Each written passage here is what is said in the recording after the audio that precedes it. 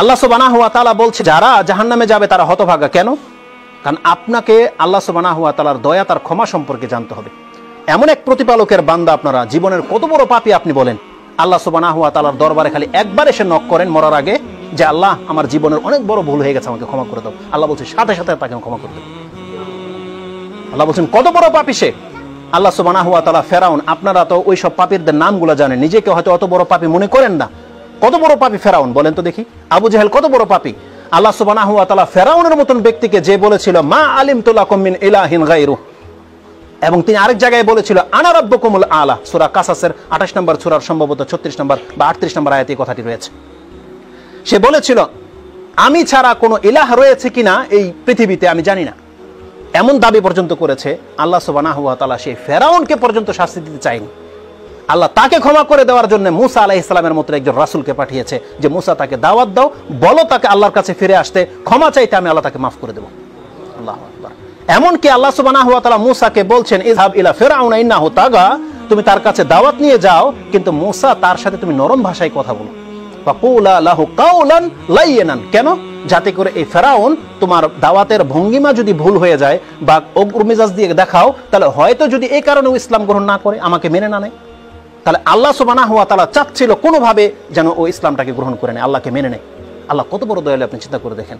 আপনারা তো অত বড় পাপ করেননি, কিন্তু যার দ্বারা জীবনে যত পাপ হয়ে গেছে আল্লাহ বলছে একবার আমাকে ডেকে দেখো বান্দা, আমি তোমাকে ক্ষমা করে দেবো, জীবনের সমস্ত পাপ সহ।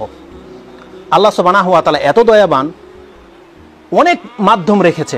আপনার হাদিসে যেটা এসেছে, রাসূলুল্লাহ সাল্লাল্লাহু আলাইহি ওয়াসাল্লাম বলছেন কোন মুমিন বান্দার পায়ে যদি একটা কাঁটাও ফোটে, কোনো ব্যথিত যদি হয়, কোনো অসুস্থ যদি হয়, সে যদি কোনো কষ্টে পতিত থাকে, তার সাংসারিক জীবনের কষ্ট হোক, ব্যক্তিগত জীবনে হোক, রাষ্ট্রীয় জীবনে হোক, যে কোনো কষ্টে যদি কোনো মুমিন বান্দা থাকে, রাসূল সাল্লাম বলছেন প্রত্যেক কষ্টের জন্য, প্রত্যেকটা আঘাতের জন্য তার গুনাহ খাতা মাফ হয়, তার মর্যাদা উঁচু হয়।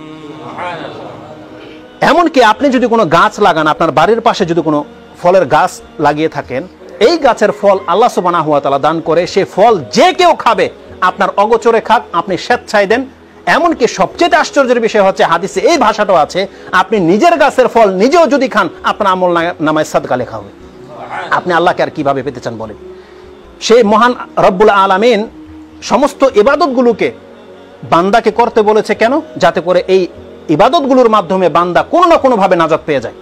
আল্লাহ সুবহানাহু ওয়া তাআলা বান্দার কাছ থেকে শুধুমাত্র একটা কারণ খুঁজে, যে এই কারণটা যদি বান্দা আমাকে দেখাতে পারে, আমি বান্দাকে মাফ করে দেব। এই মর্মে আব্দুল্লাহ ইবনে মাসউদ রাদিয়াল্লাহু তাআলা আনহুর একটা হাদিস আমি আপনার কাছে পেশ করছি, এটাও মুসলিম শরীফে রয়েছে, বুখারী মুসলিম দুই জায়গায় রয়েছে।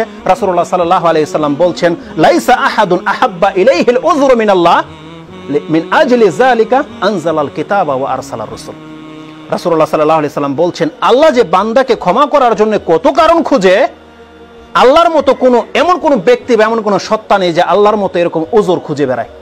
আল্লাহ সুবহানাহু ওয়া তাআলা বান্দাকে ক্ষমা করার জন্য যে কোনো একটি কারণ আপনি আল্লাহর কাছে তুলে ধরতে পারেন, আল্লাহ আপনাকে ক্ষমা করে দেবে। এক মহিলা জানি ছিল, বনী ইসরায়েলদের ঘটনা আপনারা জানেন, সে একটা কুকুরকে পানি খাওয়ানোর কারণে আল্লাহ তাকে ক্ষমা করে দিয়েছে।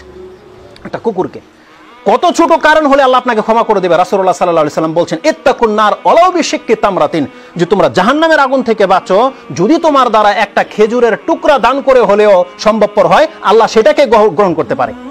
রাসূলুল্লাহ সাল্লাল্লাহু বলার মানে কি? তার মানে কেউ যদি একটা টাকা বা একটা খেজুর দান করে আর এটার বিনিময়ে যদি সে আল্লাহর কাছে নাজাত চায়, রাসূলুল্লাহ সাল্লাল্লাহু বলছেন সে এটার বিনিময়ে নাজাত পেয়ে যেতে পারে। বরং হাদিসে, মুসলিম শরীফের ভাষ্য বলছে আপনাকে, বরং হাদিসে এটাও রয়েছে ওয়াইনলাম তাস্তাতে, যদি সে তার সম্ভব না হয়, ভাবে কালিমাতিন তাইয়্যিবা, তাহলে সে যেন মুখে একটি ভালো কথা বলে আল্লাহর কাছ থেকে নাজাত নিয়ে নেয়।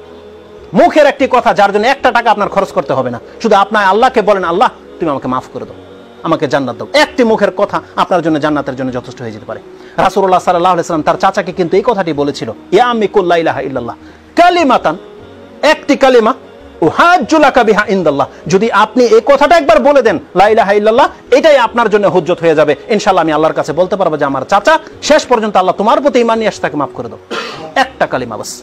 তাহলে আল্লাহ সুবহানাহু ওয়া তাআলার এত বড়ত্ব থাকা সত্ত্বে হাদিসে এটাও রয়েছে আল্লাহ সুবহানাহু ওয়া তাআলা সমস্ত ওজর আপত্তি, সমস্ত কারণগুলো, সমস্ত সুপারিশগুলোর মাধ্যমে যত মানুষকে ক্ষমা করবে, কিন্তু কিছু মানুষ থেকে যাবে যারা কোনো সুপারিশের আওতায় আসবে না। আল্লাহ সুবহানাহু ওয়া তাআলা রাসূলুল্লাহ সাল্লাল্লাহু আলাইহি ওয়াসাল্লাম কি বলেছেন, সুপারিশ কি জিনিস দেখেন। রাসূলুল্লাহ সাল্লাল্লাহু আলাইহি ওয়াসাল্লাম বলছেন যালিকা আনজালাল কিতাবা ওয়া আরসালার রাসূল, এই জন্য আল্লাহ সুবহানাহু ওয়া তাআলা কিতাব নাজিল করেছে এবং রাসূল পাঠিয়েছে। গরম লাগলে এদিকে দুই একটা ফ্যান ছেড়ে দেন যাতে করে সমস্যা না হয়, আপনাদের কষ্ট না হয়। তো আল্লাহ সুবহানাহু ওয়া তাআলা মানুষকে ক্ষমা করার জন্য, আপনি দেখতেছেন একটা কোরআন আপনার শেলফে পড়ে আছে, আল্লাহ সুবহানাহু ওয়া তাআলা এটা এমন একটা কিতাব আপনাকে দান করেছে। রাসূলুল্লাহ সাল্লাল্লাহু আলাইহি ওয়াসাল্লাম বলেছেন, যে কোনো ব্যক্তি কোরআনের একটা হরফ পড়বে তার আমলনামায় 10টা নেকি লিখে দেওয়া হবে। এই কোরআন আপনার জন্য কাল কিয়ামতের মাঠে সুপারিশ করবে। এই যে মানুষকে এটা জানে না, বাংলার মুসলিম কি জানে না এটা, যে আল্লাহ সুবহানাহু ওয়া তাআলার কাছে তার নাজিলকৃত কিতাব কোরআন তার জন্য সুপারিশ করবে, এটা কি তারা জানে না? তাহলে জানেন আপনারা যে আল্লাহ সুবহানাহু ওয়া তাআলার কাছে এই কোরআন আপনার জন্য সুপারিশ করবে। আপনারা তাহলে যে কেউ সুপারিশ করতে চাইবে বা যে দাবি করলো যে আমি আল্লাহর কাছে সুপারিশ করব, আপনি তার মুরিদ হয়ে গেলেন। তাহলে কোরআনের মুরিদ হচ্ছে না কেন আপনি? কারণ আপনি তো হাদিস দ্বারা প্রমাণিত। আরে পীরেরা আপনার জন্য সুপারিশ করবে কি করবে না এটার তো কোনো গ্যারান্টি নেই, এটা তারা দাবি করছে।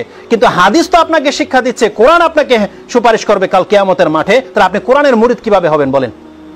কিভাবে হতে হবে আপনাকে কোরআনের মুরিদ? অথচ কোরআনের হাত পা আপনি কিভাবে টিপবেন? আপনি বাবার হাত পাও টিপছেন গিয়ে নাজাতের জন্য, আল্লাহ বলছেন এই কোরআন আপনাকে সুপারিশ করবে। এখন কোরআনের হাত পা আপনি কিভাবে টিপবেন বলেন?